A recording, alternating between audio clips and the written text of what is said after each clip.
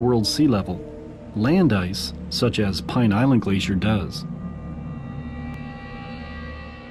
The current amount of water being input into the ocean from Pine Island Glacier alone, it's contributing a net 46 gigatons of water to the sea every year. If this one glacier were to melt completely, it alone would add 1.5 meters, or nearly 5 feet, to the world's sea level. And while this represents a significant threat to mankind, the flora and fauna of Antarctica are experiencing a genesis.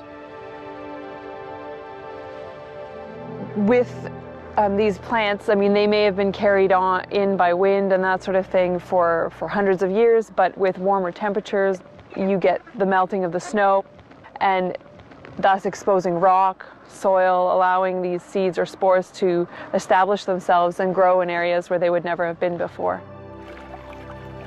Global warming may very well be giving rise to new life here in the world's largest desert, but at what cost to the rest of the world? Well, that was very interesting. Now, let's take a look at the North Pole.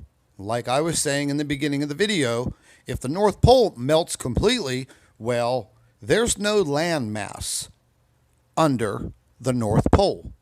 It is basically an ocean. So you need land for life.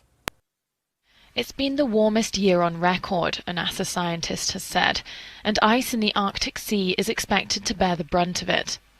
The Arctic is one of the most visible signs of a changing planet, warming twice as fast as anywhere else in the world. Over the past 3 decades, the amount of sea ice there has dramatically declined. This year, Walt Meyer says, we're on track to see the least of it. Without ice, the Arctic loses its cooling mechanism. The implications are both widespread and devastating.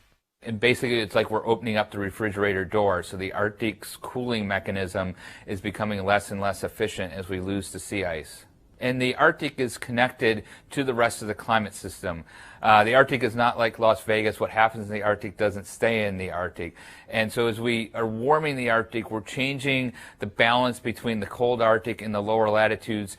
That potentially changes weather patterns, and we're already seeing evidence of that in terms of how the jet stream is changing. It's becoming less of a west to east flow and more of a loopy flow, kind of more north to south, which leads to more extreme events, things like droughts, things like torrential